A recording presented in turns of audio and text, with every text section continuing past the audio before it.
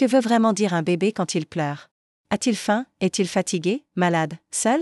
Ou bien, veut-il simplement être entendu? Peut-être que chaque cri que nous essayons de faire taire sans le comprendre est en réalité la traduction la plus profonde d'un langage. Tu seras surpris en découvrant la vérité. Que savons-nous?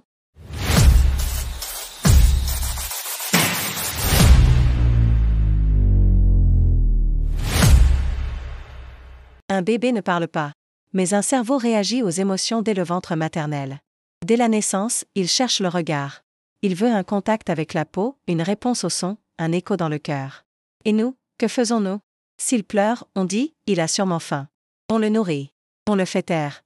S'il ne dort pas, on le berce jusqu'à l'épuiser. Sans chercher à comprendre pourquoi, on essaie juste de le faire taire. Pourtant, un bébé ne pleure pas seulement quand il a faim. Pleurer est son langage, son expression, sa première histoire. Et chaque pleur a un sens caché.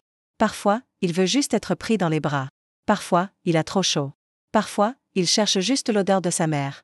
Parfois, dans une solitude qu'il ne comprend pas, il veut simplement faire entendre sa voix. Car les bébés ne grandissent pas avec la conscience, mais avec les émotions. Les pleurs d'un bébé ne sont pas juste un bruit, ce sont des appels. Regarde-moi, comprends-moi, je suis là. Et chaque appel sans réponse devient une petite solitude dans son monde intérieur. Cette solitude peut se transformer avec le temps en résignation, puis en silence, puis en refoulement des émotions. Des études scientifiques montrent que les bébés constamment négligés et auxquels on ne répond pas lorsqu'ils pleurent présentent un niveau de stress élevé. Le taux de cortisol augmente, le développement cérébral est perturbé. La régulation émotionnelle, c'est-à-dire la capacité à reconnaître et gérer ses émotions, peut rester faible. Plus tard, ces enfants peuvent souffrir d'anxiété, de troubles de l'attachement et d'un manque de confiance. Plutôt que d'essayer de faire taire un bébé qui pleure, chercher à comprendre pourquoi il pleure est la première étape vers le lien. Car un bébé ne se sent pas en sécurité lorsqu'il se tait, mais lorsqu'il est compris. Et la sécurité est le fondement le plus solide du développement. Écouter les pleurs d'un bébé, c'est comme entendre des messages cachés dans sa voix. Ce n'est peut-être pas une berceuse, mais un murmure de conscience. Être mère ne consiste pas seulement à répondre à des besoins. Être mère, c'est l'art de ressentir avant le besoin. Car un bébé ne pleure pas seulement pour être nourri, mais pour que son existence soit reconnue.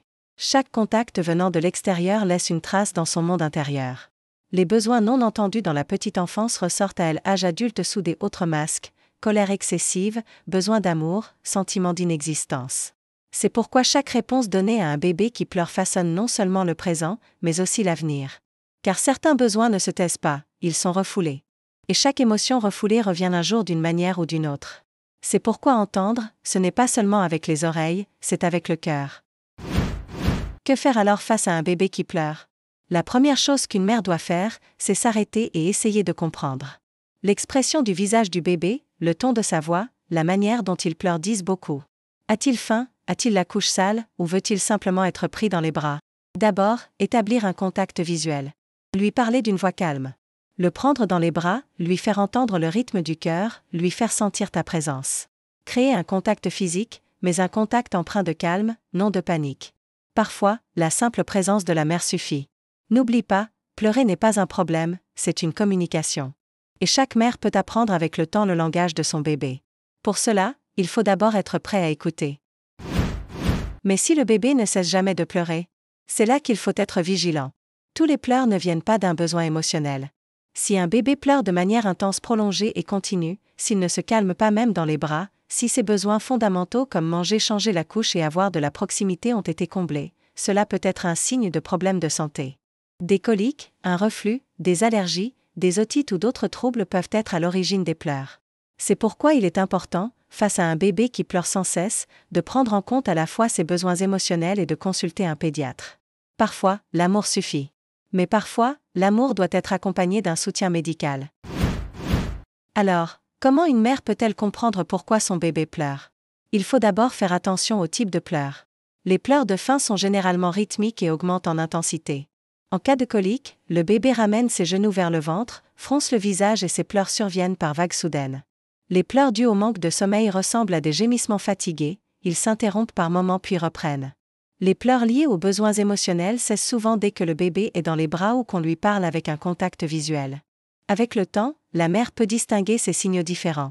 Écouter, observer et faire preuve de patience sont les clés de ce processus. Souhaites-tu transmettre ces informations à une mère qui vient d'accoucher? Peut-être que le sentiment de sécurité d'un bébé commence avec toi. Partage cette vidéo, car une prise de conscience peut parfois changer une vie. Quand tu étais l'enfant, qui te comprenait quand tu pleurais?